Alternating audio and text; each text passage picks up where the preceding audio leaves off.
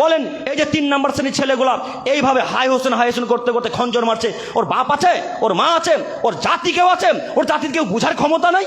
আল্লাহ নবী বলছেন লাইসা মিন্না মান জারাবাল খুদুদা ও সাক্কাল জুয়ুবা ওয়া দাওয়াবি দাওয়াল জাহিলিয়াতিল উলা। হে আদমের ছেলে মেয়ে, তোমাদের মধ্যে যারা শোকে খঞ্জর মারে, তোমাদের মধ্যে যারা শোকে বুকের কাপড়কে ছিঁড়ে ফেলে দেয়, তোমাদের মধ্যে যারা শোকে মৃত্যুতে মুখকে আঁচড়ে দেয়, বুককে আঁচড়ে ফেলে দেয়, তারা আমার দলের অন্তর্ভুক্ত নয়। হাদিস বুখারী মুসলিম।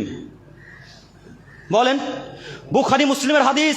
আল্লাহ নবী বলছেন যারা শোকে পিঠে খঞ্জর মারে, যারা বুকের কাপড়কে ছিঁড়ে ফেলে দেয়, যারা মুখকে আঁচড়ে দেয়, বুককে আঁচড়ে চিড়ে ফেলে দেয়, তারা আমার দলের অন্তর্ভুক্ত নয়, তারা মুহাম্মদ সাল্লাল্লাহু আলাইহি ওয়াসাল্লামকে মানে না, তারা জাহান্নামী। বলেন এই যে 3 নম্বর শ্রেণীর ছেলেরা যারা খঞ্জর মেরেছে, এরা জান্নাতে কেউ যাবে?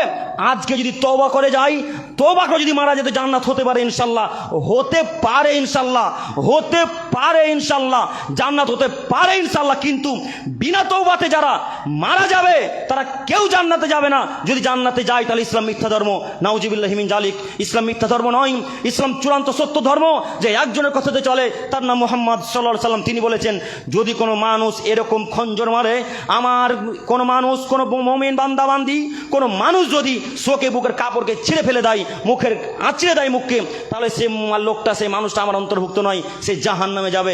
হাদিস বুখারী মুসলিম। হাদিস সারা জীবন খুঁজতে শুরু করেন যে খঞ্জর মারা যাবে, সারা জীবন খুঁজতে শুরু করেন যে বুকের কাপড়কে ছিঁড়ে ফেলে দেওয়া যাবে, সারা জীবন খুঁজতে শুরু করেন যে মুখকে আঁচড়ে ফেলে দেওয়া যাবে, এইভাবে কেটে দেওয়া যাবে। সারা জীবন খুঁজতে শুরু করলে কিয়ামত পর্যন্ত পাবেন না, কিয়ামত পর্যন্ত পাবেন না। আবার বলে গেলাম, কিয়ামত পর্যন্ত চ্যালেঞ্জ ছুড়ে গেলাম রহমানপুর কবিরাজপাড়ার মানুষকে। শুধু রহমানপুর কবিরাজপাড়া নয়, সারা পৃথিবীতে যেখানে যারা মহরমকে মানে, সারা পৃথিবীতে যেখানে যারা মহরমকে মানে, সারা পৃথিবীতে পাকিস্তান, ওই আপনার পাকিস্তান, বাংলাদেশ, চীন, এই 3-4টি দেশে বেশি মহরমকে মানে, এই 3-4টি দেশে বেশি মহরমকে মানে।